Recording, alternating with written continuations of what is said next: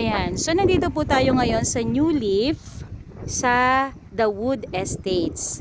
Dito po sa New Leaf, meron po tayong dalawang klase ng model houses. Meron po tayong Bernice, meron din po tayong Diana. So, ang Diana po natin is a two-story na bahay na kung saan ang kanyang usable floor area is 37.30 square meter. Ang minimum lot cut po dito ay 70 square meter. So, ang ipapakita ko po sa inyo ngayon, yung deliverable unit natin or yung turnover unit. Ano nga ba ang itsura nito? So, before that, let me explain lang. Ito po, meron na po, no, kada bahay po na ino-offer natin dito, may sarili-sarili na po ang electric post. So, ayan po ang electric. Pwede mong ilagay dyan ng iyong metro, ng iyong kuryente. Okay? So, kung 70 square meter, ayan po yung iyong firewall, no? Diyan po magsisimula ang iyong bakod. Yan. Tapos, pwede mo siyang i-close hanggang doon sa firewall ng iyong kapitbahay. Siyempre, maglalagay ka ng bakod dyan. Sarili mong pader ulit yan. So, yung 70 square meter, pwede kang maglagay pa ng sasakyan. 'Di ba? Oh, ang ganda. So ngayon, eto na. Pasok tayo sa loob para makita naman ninyo ano nga ba ang itsura ng deliverable unit natin ng Diana model. So sa loob, eto, smooth cement finishing po tayo. Ayan, grabe no, painted na rin pala siya. Oh, 'di ba? Tapos, meron ka ng countertop. Kayo na lang po magpapalagay ng inyong cabinet. Overhead cabinet, ikaw na magpapalagay. Tapos, yung countertop cabinet mo. Tapos, meron ka ng libreng sink. Meron na rin pong faucet. And then, ito naman po yung ating toilet. Ayan. O, diba? O, naka-tiles na. Complete fixtures ng toilet mo. O, meron na siyang lavatory. Meron na siyang toilet bowl. Ayan.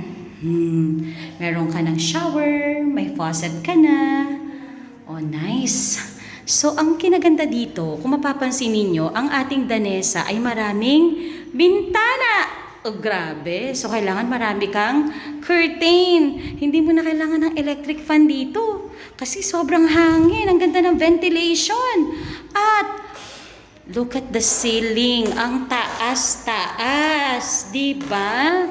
Oh. So ngayon, akyat po tayo sa taas para makita naman ninyo yung kwarto. Ano bang itsura niya? Kung may kwarto ba o wala? Okay? Actually, ang ating Diana po ay kapag dinedeliver natin to sa mga kliyente, wala po itong kwarto pa sa taas. So, naka-provision lang po ito for 2 bedroom. So, akyat po tayo, no? Ito po ang ating hagdanan. Oh, grabe, no? Ito po ay concrete na, ha? Yan. Yan. Oh, ito po ang ating Diana. So, ang maganda dito, ang laki. Pwede kang maglagay ng 2 bedrooms, 'di ba? So naka-provision ito sa 2 bedrooms. Tapos, ang lalaki ng mga window at ang taas ng kanyang roof. So, pwede kang maglagay diyan ng ceiling. Tayo na po ang magpapagawa niyan, ano? Kung sino po yung bibili, siya na po ang magpapalagay ng ceiling. Grabe, ang ganda. 'Di ba? Oh. Yan, dito naman ako sa kabilang side para makita ninyo. Ano pa ang itsura nito? Grabe. Ang laki. Oh. Ganda.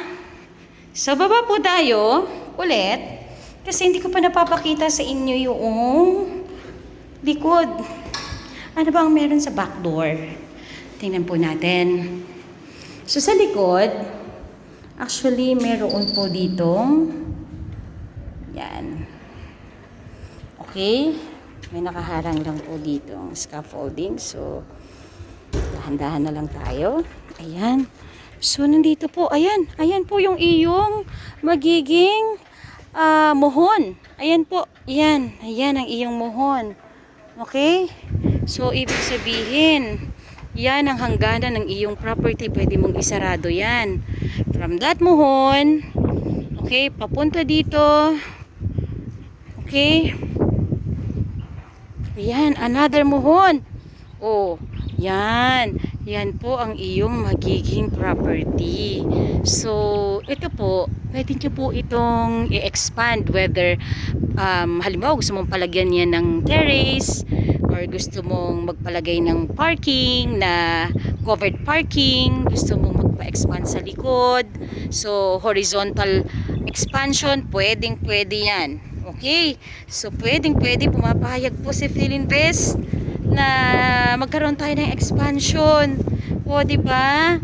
Yan po ang kinaganda kapag nag-purchase ka po ng property kay Philinvest. O, ayan. So, congratulations po sa lahat ng investor ng Guyana dito po sa may New Leaf.